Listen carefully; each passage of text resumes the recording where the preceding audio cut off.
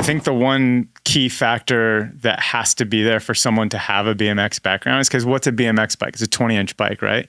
Pretty much everybody has a BMX background. They're on a 20-inch bike, but we stayed kids longer. We kept riding until we were full-sized humans. And when you do that, you learn a certain level of bike control and skill where you can see something and your brain can tell your body that you need to do this with that bike that I don't think adults or mountain bikers necessarily have. You can see it the way they pedal, the way someone goes around a turn. If they've spent time on a BMX bike, you can see it. Yeah, I mean, it's a totally, like, if you're not familiar, yeah, much smaller bike, no suspension, single speed, not much room for error when it comes to coming up short on something or going too far on something. Like, you have to be pretty precise and dialed. So when you go from a BMX bike to a mountain bike, for me at least, I feel like it's what I always wanted. I have this huge room for error where, like, I could go to flat if I need to. I can sprocket case it and survive. Yeah. Like, I can land with my back end completely sideways. To me, I like that aspect of mountain biking where there's a lot more room for error and you don't have to be as razor precise with everything, which is fun. Like, I love that side of BMX too, but for how sketchy I am on a bike, I think I've always needed the extra suspension and bigger wheels. Yeah, it definitely, even with like the setups, the things that you can do, like it expands it, just the size of the tires or having suspension, it's like, it definitely opens up the doors. But, you know, it's cool that you went into that. That was kind of my next question was, what were like some of the catalysts to, and I don't want to say making that transition, but sort of discovering mountain biking, and what was like that thing that got you into it?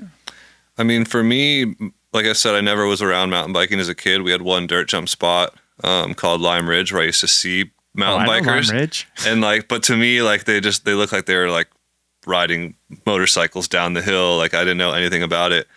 But like, yeah, it was just a natural progression for me. I'd seen mountain bike videos, and I think I'd have to credit Dennis. He's the first person to show me a Brandon Semenuk video. And that was the first time where he's like, dude, there's this crazy Red Bull mountain biker. Like, you got to see this. And those were the first videos that I saw, which made me pay attention to what mountain biking was. And it always looked fun.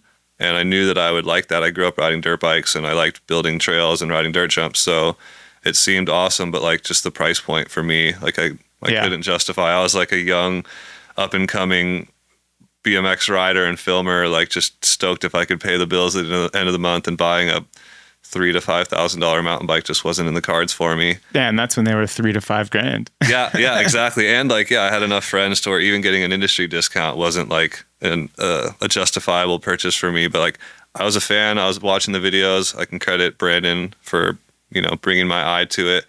And I feel like it was probably a good 5-year run of like watching videos and following a couple mountain bikers and paying attention to it before I even got to ride a bike. And then, yeah, once I got to ride a bike for the first time, that's when it all changed. But I was a fan from the outside, but I had no direct ties or connections or experiences with it until 2018. Yeah, that's cool. I mean, you came in at a good time, that's for sure. I mean, in my history, I started riding mountain bikes really young, actually. Before I was doing BMX contests, I was riding mountain bikes, but they would always break. Like, and riding for a mountain bike company in all the BMX days, obviously Specialized, same brand you ride for, like they would kind of always want to get me into mountain biking stuff, but every time I would ride the bike, it would break. It just, the bike couldn't handle what my brain was translating that this bike could do. So I just kind of never did it. And then when I started working in the industry and kind of like found my way into working at Bell, I went to a World Cup downhill and I was like, whoa, okay, these bikes are different, and got a trail bike, started riding in Santa Cruz. And like, for me, that was the biggest thing, was that the bikes actually last. Yeah. I remember, so the second time we went mountain biking was with you when I came with Dennis to ride, and we did a tour when you were working at Santa Cruz.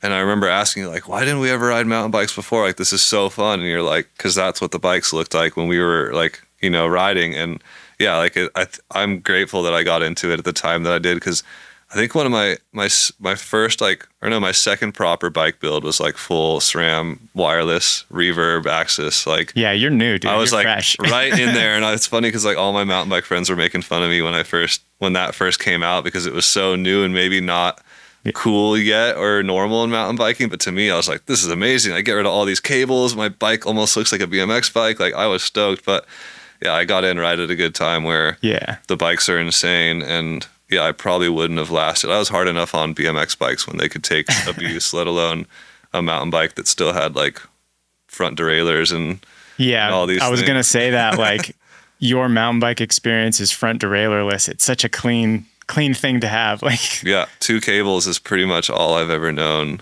hell yeah, that's the way to do it. I love it. Shout out to SRAM.